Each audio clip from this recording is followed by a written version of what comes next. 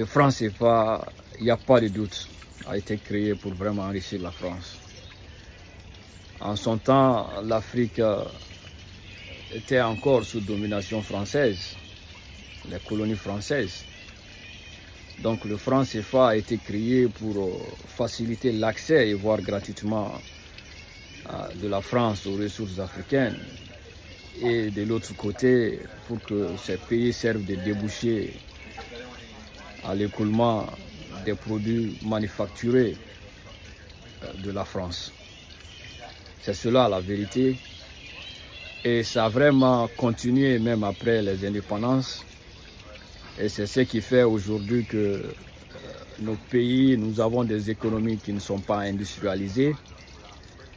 Et ça a vraiment peiné plus les États continentaux que sont les actuels États de l'AIS et Centrafrique de l'autre côté, et le Tchad, parce que les pays côtiers, que ce soit le Sénégal ou le Cameroun, ou encore la Côte d'Ivoire, ces pays importent, mais ils ont quand même une certaine fibre d'industrie chez eux, contrairement aux pays continentaux, où les programmes d'industrialisation ont été vraiment négligés, ce qui fait qu'on importe tout jusqu'au cure-dent. Ça fait honte, mais c'est la vérité. Donc, dans une économie pareille, parce que le franc CFA nous a vraiment habitués à tout importer.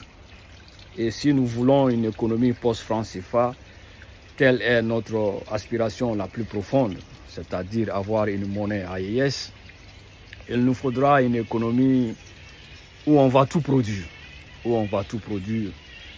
parce qu'en réalité, c'est ça la vérité. Il faut produire, c'est la production qui crée la richesse, et c'est la richesse qui garantit vraiment la souveraineté. Le pendant de la création de la richesse, c'est le travail. Et comme j'aime le dire, la monnaie se crée à partir de rien, mais c'est le travail qui donne de la valeur à la monnaie. C'est cela la vérité. La monnaie sort comme un vide et c'est le travail qui le remplit.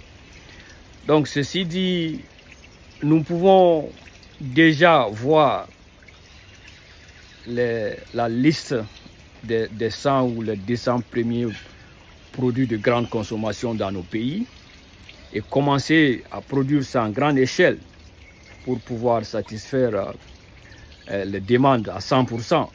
Si on arrive à faire ça, ça sera déjà un grand pas. Et ainsi de suite, we move to the next level. Donc, et ça va dégager beaucoup de revenus et ça va aussi jouer sur notre balance commerciale qui va faire en sorte que ces sous qu'on dépensait pour les importations vont rester chez nous dans le pays. En cela, il faut un secteur privé très dynamique. Il faut concerter tous ces gros importateurs. Le Mali est plein de gros importateurs, des gens qui sont multimilliardaires. Toute leur vie, c'est ça leur métier, importer.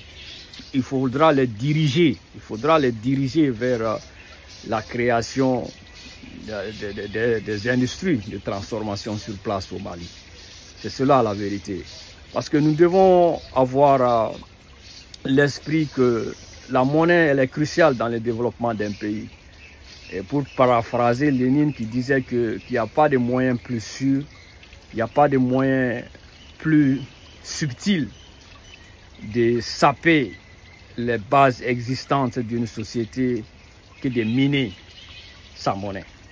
Et tel a été le cas avec nous, avec le franc CFA.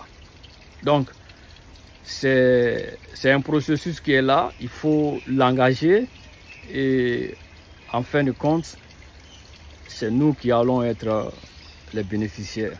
C'est cela, il faut se prendre en charge.